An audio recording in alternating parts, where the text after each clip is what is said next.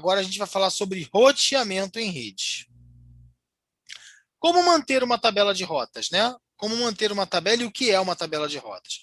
Então, primeiro, a tabela de rotas é onde está dizendo os caminhos para aquele roteador encaminhar os pacotes para cada uma das redes. Então, é como se fosse um mapa, é onde eu digo para onde ele tem que ir. Tá?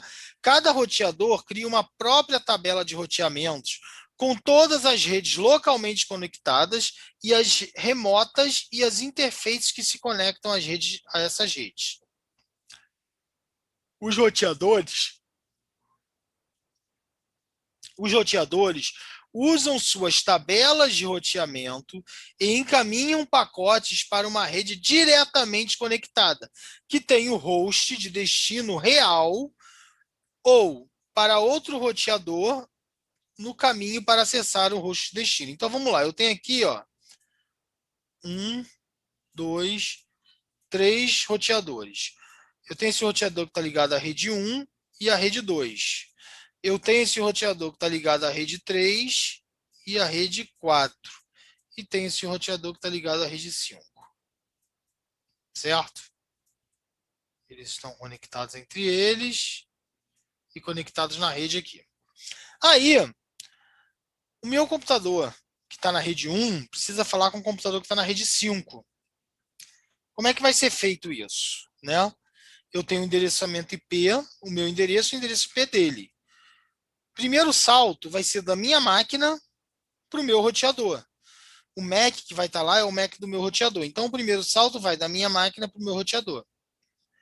Aí, o meu roteador, quando recebe esse pacote, o que ele vai fazer? Ele vai pegar aquele pacote, vai ver o endereço de destino, ou seja, o endereço para onde eu quero mandar, aqui na rede 5.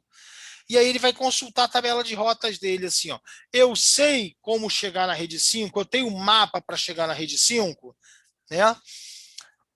Eu tenho alguma forma de apontar o caminho para a rede 5? Esse roteador aqui, que é o roteador A, ele tem um mapa, um caminho que é através da giga, da interface giga 03, por exemplo. Vamos supor que essa aqui seja a giga 03. Então, o que ele faz? Ele encaminha pela giga 03. A giga 03 é um ponto a ponto ligando a roteador B. O roteador B, por sua vez, recebe aquele pacote e verifica o endereço de destino, e verifica, vai lá na tabela de rotas dele e verifica que eu tenho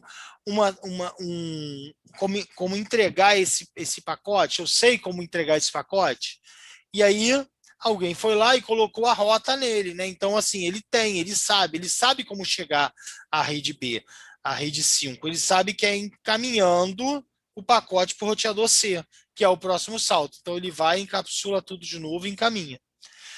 Quando você recebe, ele faz a mesma análise, ele pega o endereço destino. Quando ele vê o endereço destino, ele fala, opa, eu estou ligado diretamente nessa rede. Então, eu sei entregar o pacote para essa rede. E aí ele vai e entrega o pacote para o roteador, para o host da rede 5.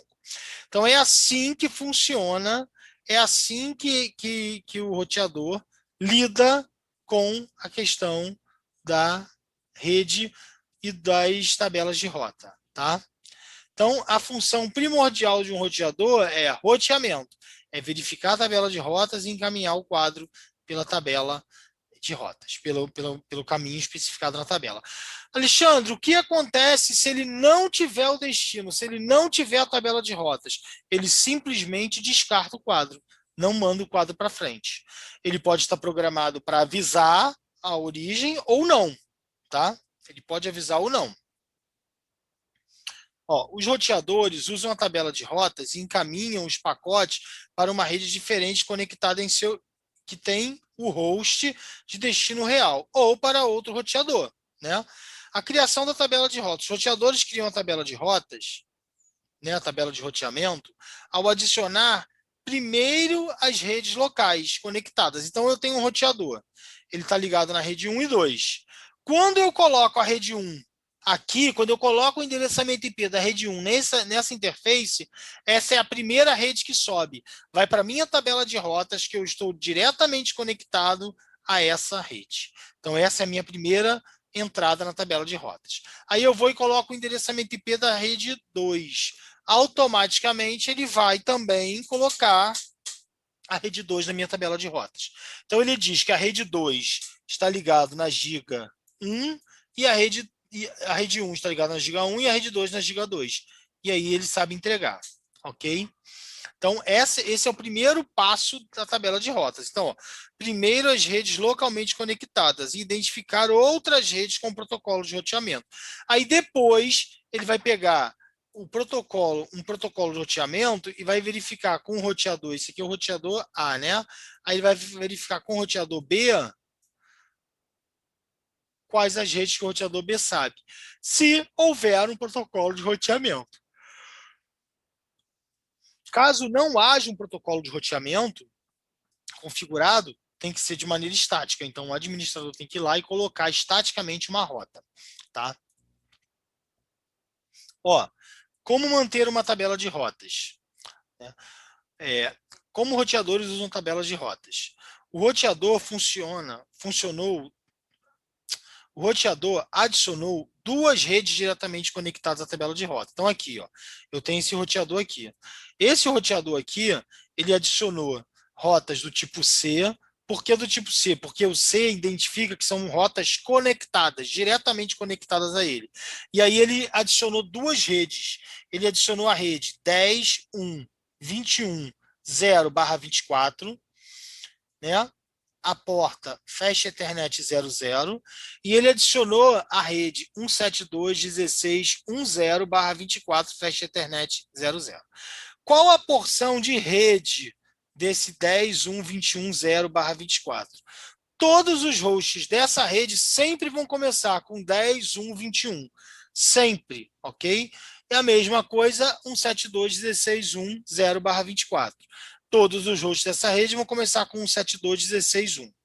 Ah, Alexandre, então toda rede é assim? Não, nem toda rede é assim.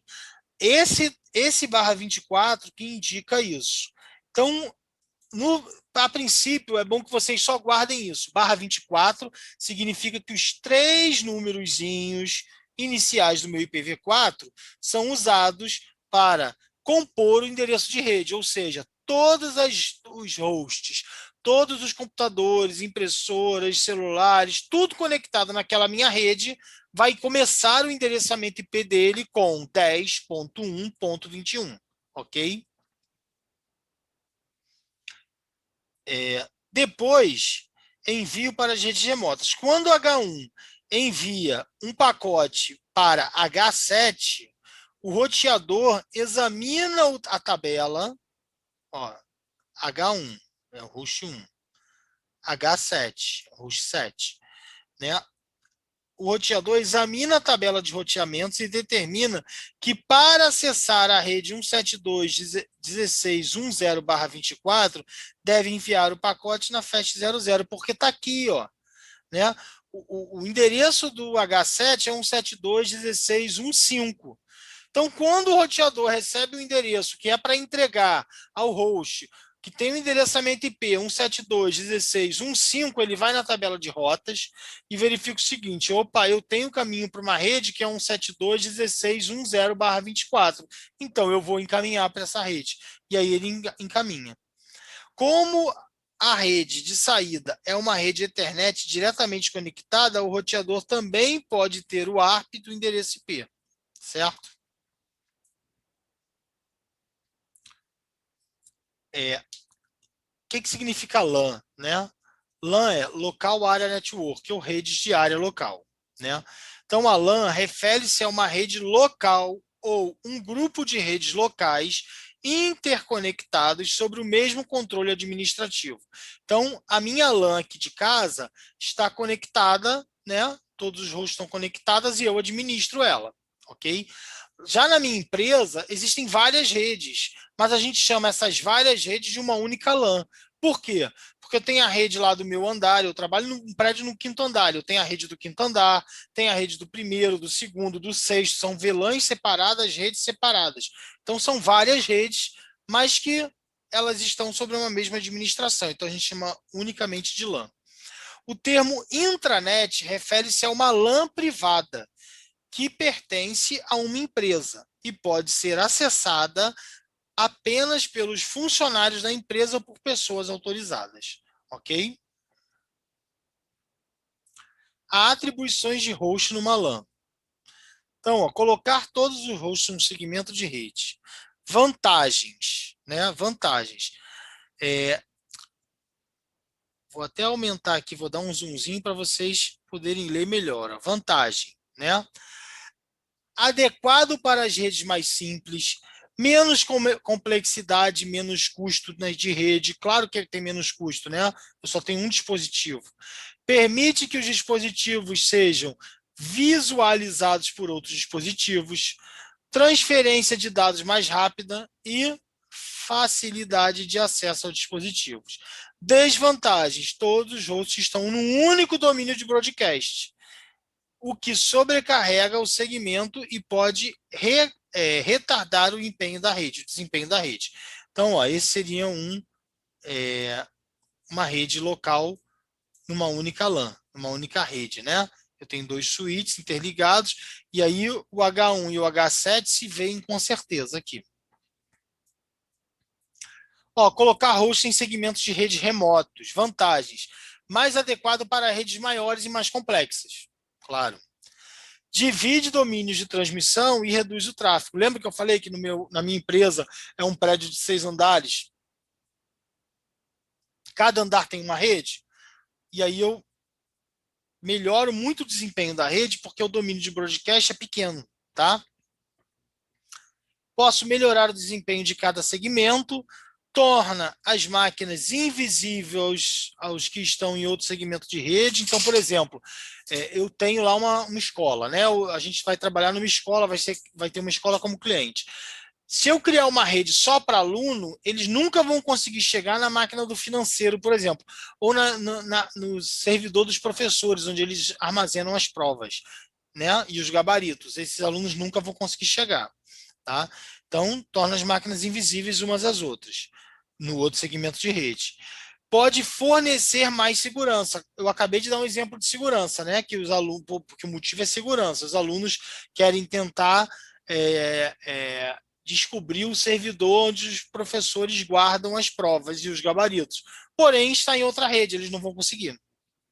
Pode melhorar a organização de rede. Por quê? Porque eu posso criar uma rede por setor. Alunos, professores, administrativo, financeiro, né? Então, eu tenho ali argumentos, eu tenho ali uma organização e eu consigo organizar minha rede de uma maneira mais fácil. E a desvantagem? Exige a utilização de um roteador, né? Uma camada de distribuição. Ou de um switch de layer 3. A gente vai ver isso mais para frente. Tá?